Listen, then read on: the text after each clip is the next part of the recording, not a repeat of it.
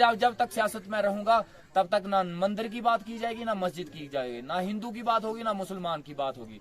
बात होगी बच्चों के भविष्य की, बात होगी आपके स्कूल की, बात होगी बिजली की, बात होगी पानी की और बात होगी सड़क की। हमें एक लड़ाई एक बार मांगने आया हूँ, 1 तारीख को एक बार टार्च का बटन दबा के कामयाब कर दो। मैं बस ये चाहता हूँ। उसके बाद 5 साल का मेरा आपके साथ धर्म रहा। मैं आपके हर दुख तकलीफ में मैं आपके साथ खड़ा रहा। आज कभी चीफ मिनिस्टर आते हैं उत्तराखंड के, कभी राजस्थान के, कभी हमारे होम मिनिस्टर साहब आ गए यहाँ पे। सिर्फ बात इतनी है कि आप लोगों से वोट चोरी करना है, मांगना नहीं है, इसको चोरी करना बोलते हैं। जितने भी लोग आए हैं सबको मेरा आदाब, नमस्कार। जितना प्यार आप लोगों से मुझे मिला है, जितना साथ आप लोगों से मिला है, जितनी हिम्मत आपसे मिली है, जितना हौसला आपसे मिला है, उस हौसले से, उस हिम्मत से, उतने आपके प्यार से मैं अभी तक बस इतना ही कर पाया हूं कि दिल्ली के अमित शाह जी को रोड पे लाके खड़ा कर दिया। और वादा रहा आप लोगों के साथ, अगर यही प्यार और यही हौसला रहा तो सारी की सारी असेंबली यहीं पे खड़ी करके रखेंगे। ईमानदारी से चले हैं, ईमानदारी की लड़ाई लड़ेंगे। ईमानदारी में बहुत ताकत होती है, ये मैं देख चुका हूं और आप भी देख चुके हो। आज मुझे कुछ लोग जानते हैं, आज कुछ पार्टियों के जहन में मेरा नाम है, आज कहीं लीडर मेरे नाम लेते हैं, तो ये मेरी काबिलियत नहीं है, ये आप लोगों का साथ है। आप लोगों ने एक नाचीज, एक छोटे से इंसान को, एक कतरे को उठा के आज उस मुकाम पे पहुंचा दिया है कि आज लोग मजबूर हो गए हैं अपने मुंह से मेरा नाम लेने के लिए।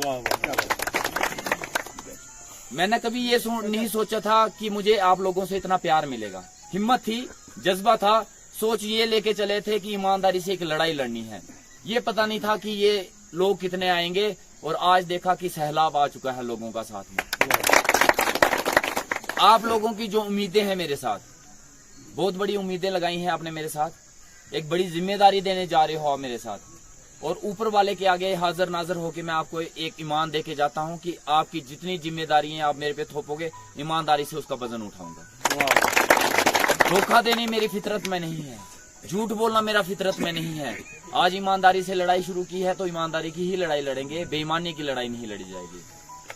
हमें 10 साल से दबाया गया, 10 साल से कुचला गया, 10 साल से हमें अपने हक और हकूक से महरूम रखा गया, 10 साल से हमें अपनी बेसिक फैसिलिटीज नहीं देगी, और 10 साल के बाद आज हमें गुमराह किया जा रहा है, आज हमें बेवकूफ बनाया जा रहा है।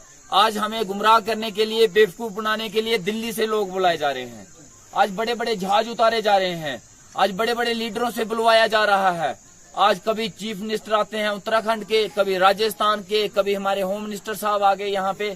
सिर्फ बात इतनी है कि आप लोगों से वोट चोरी करना है, मांगना नहीं है, इसको चोरी करना बोलते हैं। मांगना तब होता है जब किया हो, तब शायद मांगने की भी जरूरत नहीं पड़ती। ये लोग नलायक हैं, नलायक। मैं इनको नलायक लीडर बोलता हूँ। कोई इनकी नलायकी को छुपाने के लिए बोलते हैं शरीफ हैं, कोई इनको बोलते हैं जी मासूम है, लेकिन मैं कड़े शब्दों में बोलता हूँ ये नलायक लीडर है। अगर ये लायक होते, इन्होंने कुछ किया होता, आपने 10 साल पहले अपना सब कुछ इनको दे दिया। हमारे पास देने के लिए एक बोर्ड ही होता है, और वही बोर्ड समझ लो हमारा सब कुछ है। हमने 10 साल पहले अपना ईमान, अपने बच्चों का फ्यूचर, अपने गांव का भविष्य, अपने युवाओं का भविष्य, सब कुछ इनके हाथ में सौंप दिया, उस पेटियों में डाल के इनको दे दिया कि जनाब अब हमारे गांव का, हमारे बच्चों का, हमारे इलाके का ख्याल आप लोगों ने रखना है। और इन्होंने 10 साल में क्या किया? इलाकों को लड़ाया। लोहाई को मल्हार से, मल्हार को मशेड्डी से, धग्गर को बनी से, भंडार को टप्पर से, यहाँ की चीज वहां, वहां की चीज यहाँ, और जात पात के नाम पे लड़ाते रहे, कभी गद्दी ठक्कर के नाम पे, कभी हिंदू मुसलमान के नाम पे। 10 साल में ये इनकी प्रोग्रेस है, ये इनकी डेवलपमेंट है। 10 साल में इन्होंने इस काम में गोल्ड मेडल लिया है। अगर इस चीज पे इलेक्शन की जाए कि बताओ किसने हिंदू मुसलमान के फसाद ज्यादा किए हैं, तो जीवनलाल जी जीत जाएंगे।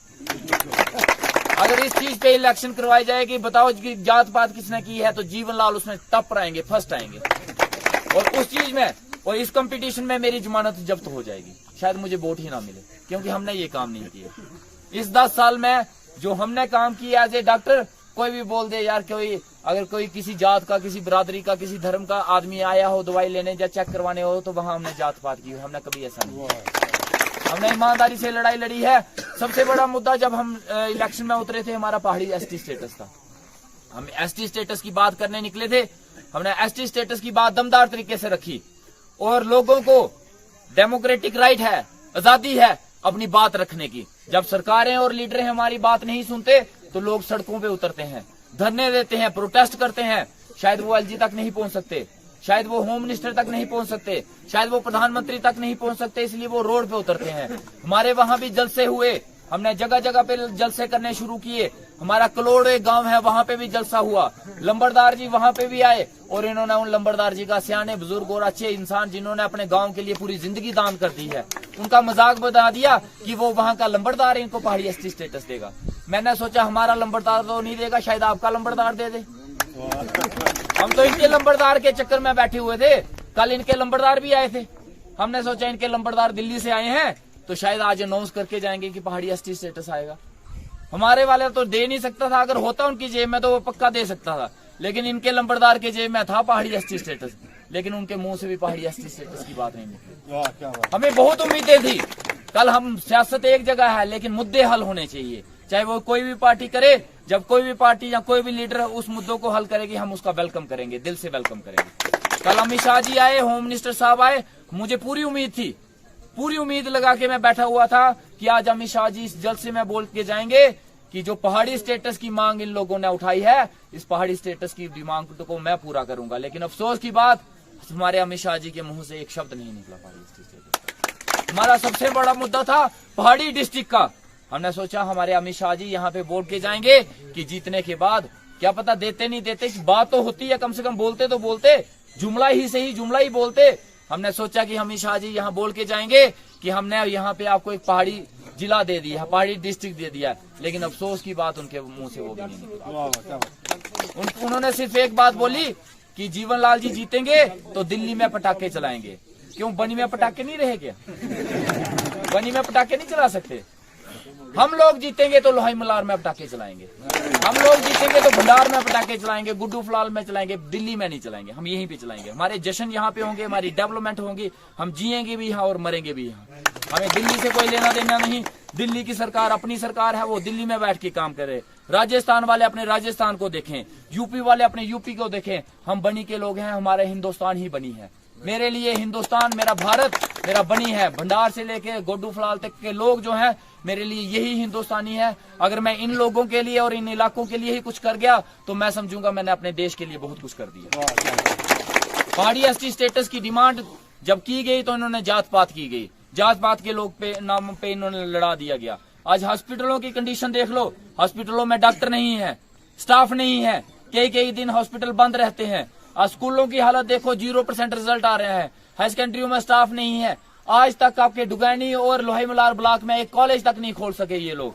हमारे बच्चों को पढ़ने के लिए ब्लोर में जाना पड़ता है, कठुआ में जाना पड़ता है। ये वही वक्त है जब हमारे पिताजी बोला करते थे, डग्गर में बोलते थे कि यहाँ पे कॉलेज नहीं था, हम भद्रवाह जाया करते थे पढ़ने के लिए, तब भद्रवाह जाते थे। और आज भी वो वक्त नहीं बदला, आज भी वही वक्त है, आज भी वही दौर चल रहा है। आज भी बच्चों को पढ़ने के लिए कोई कठुआ जा रहा है, कोई भद्रवाह जा रहा है। तो क्या डेवलपमेंट की? कौन सा लीडर है जो डेवलपमेंट की बात करता है? गलियां बना देने या किसी की टंकी बना देने को आप डेवलपमेंट बोलते हो, तो फिर इससे अच्छा आप एमएलए की इलेक्शन नहीं लड़ो, कोई पंच की इलेक्शन लड़ लो।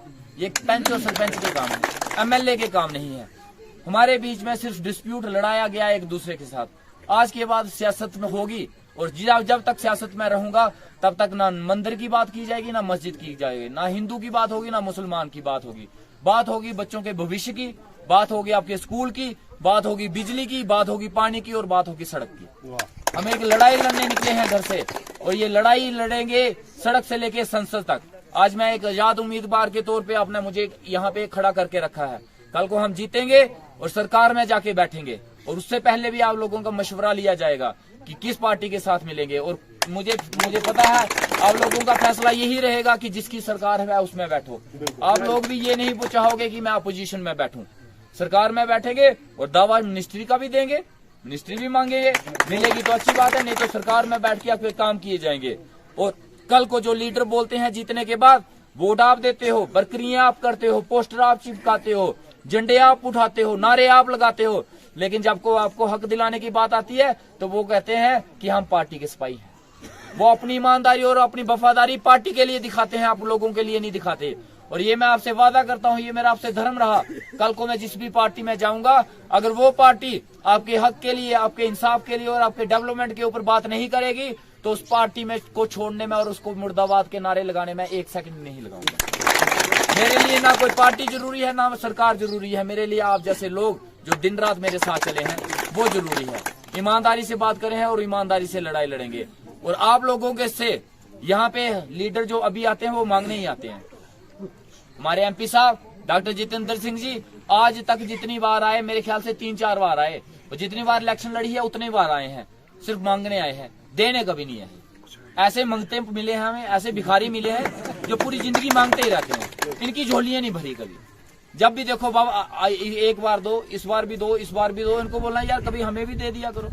हमसे मांग मांग के हजारों लाखों करोड़ों अरबों की प्रॉपर्टियां बना ली इन लोगों ने, और बाहर फॉरेन में इन्होंने अपनी प्रॉपर्टियां बना ली है, बड़े बड़े फ्लैट खरीद लिए। लेकिन आज हम लोग आज भी पैदल चल रहे हैं, हमारे लिए सड़क तक नहीं है।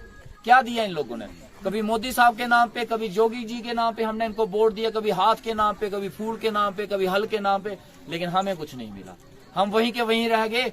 हम आज भी पोस्टर चिपकाने वाले, पहले भी हम पोस्टर चिपकाने वाले थे, और आज भी ये हमें पोस्टर चिपकाने के काम में ही लगा के रखा है।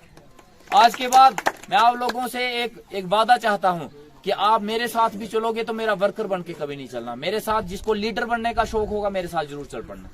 मुझे वर्करों की फौज नहीं चाहिए, मुझे लीडरों की फौज चाहिए।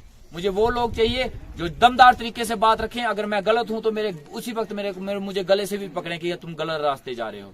मुझे वैसे लोग चाहिए। और आप लोगों से मैं एक धर्म मांगता हूं, सिर्फ एक बार मांगूंगा जिंदगी में, उसके बाद नहीं मांगूंगा। उसके बाद वादा रहा आपसे कभी कुछ मांगने नहीं आऊंगा।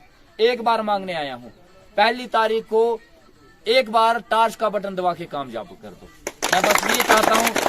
उसके बाद 5 साल का मेरा आपके साथ धर्म रहा। मैं आपके हर दुख तकलीफ में मैं आपके साथ खड़ा रहा। टार्च हमने ले ली है।